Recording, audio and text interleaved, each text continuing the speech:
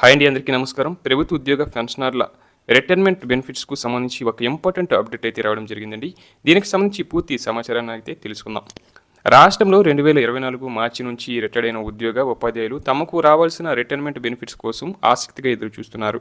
Gratuity, commutation, leave encashment, GPF వంటి కీలక ఆర్థిక ప్రయోజనాలు చెల్లించకుండా పెండింగ్‌లో పెట్టడం వారికి తీవ్ర ఆందోళన కలిగిస్తుంది. ఉద్యోగ జీవితమంతా క్రమశిక్షణతో విధులు నిర్వహించి ప్రభుత్వ పథకాలను క్షేత్రస్థాయిలో అమలు చేసిన ఉద్యోగ, ఉపాధ్యాయులు రిటైర్డ్ అయిన తర్వాత వారికి ఆర్థిక భద్రత కల్పించడం ప్రభుత్వాల కనీస బాధ్యత.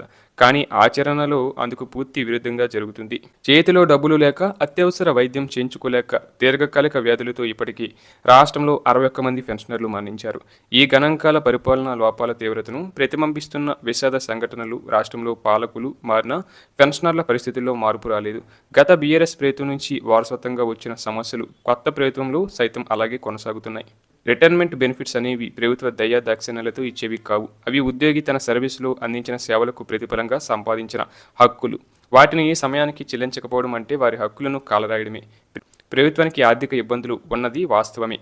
అయితే ఇతర ఖర్చులను తగ్గించైనా ముందుగా పెన్షనర్లకు వారి బకాయిలను చెల్లించాలి. ఇతర పథకాలకు ఎప్పటికప్పుడు నిధులు సర్దుబాటు చేస్తున్న ప్రభుత్వం పెన్షనర్లకు మాత్రం డబ్బులు లేవనడం సమర్థనీయం కాదు.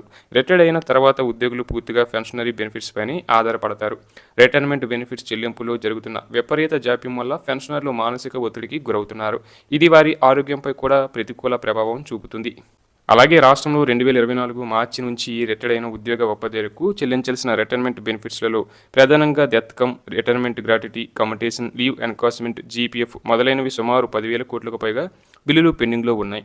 ప్రభుత్వం గత జూన్ నుంచి ప్రతి నెల 700 కోట్లను మాత్రమే విడుదల చేస్తుంది. ప్రతి నెల వందలాది మంది ఉద్యోగులు రిటైర్డ్ అవుతున్నారు. 2024 నుంచి రిటైర్డ్ అయిన వారికి చెల్లించాల్సిన బెనిఫిట్స్తో పాటు రిటైర్మెంట్ జాబితాలో కొత్తగా చేరుతున్న వారికి చెల్లించాల్సిన మొత్తం కలిపి బకాయిలు భారీగా పేరుకుపోతున్నాయి.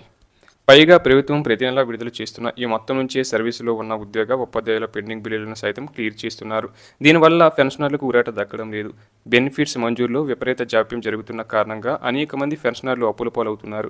నెలకి 700 కోట్ల రూపాయలు చొప్పున ఏడాదికి సుమారు 8,400 కోట్లు మాత్రమే విడుదల చేస్తే కొత్త పెన్షనర్లు చేరుతున్న నేపథ్యంలో ఆ నిధులు ఎలా సర్దుబాటు అవుతాయి? నిధులను పెంచకపోతే పెండింగ్ బిల్లులు తగ్గే అవకాశమే కనిపించడం లేదు.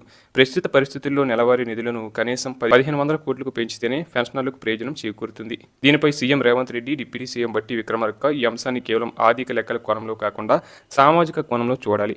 రిటైర్మెంట్ బెనిఫిట్ చెల్లింపుల విషయాన్ని సానుభూతితో చూడాలి. స్పష్టమైన టైం లైన్తో పెండింగ్ బిల్లులన్నీ క్లియర్ చేయాలని, నెలవారీ గ్రాంటుని 1,500 కోట్లకు పెంచాలని, ఆ మొత్తాన్ని కేవలం రిటైర్మెంట్ బెనిఫిట్స్ చెల్లింపులకి వినియోగించాలని, అవసరమైతే బడా కాంట్రాక్టర్లకు చెల్లింపులు తగ్గించి పెన్షనర్లను ఆదుకోవాలని, ఈ నిర్ణయాలు సత్వరం తీసుకుంటూనే పెన్షనర్లలో ప్రభుత్వంపై నమ్మకం కలుగుతుందని, ఇప్పటికే 10ల సంఖ్యలో పెన్షనర్లు చనిపోయిన విషయాన్ని దృష్టిలో పెట్టుకుని రేవంత్ రెడ్డి ప్రభుత్వం ఈ సమస్యను అత్యంత సీరియస్గా తీసుకోవాలని, పెన్షనర్లు అడుగుతున్నది అదనపు ప్రయోజనాలు కాదు, తమకు చట్టబద్ధంగా రావాల్సిన హక్కులే. ఈ విధంగా టీఆర్టీఎఫ్ గౌరవ అధ్యక్షుడు మానేటి ప్రతాప్ రెడ్డి డిమాండ్ చేయడం జరిగింది.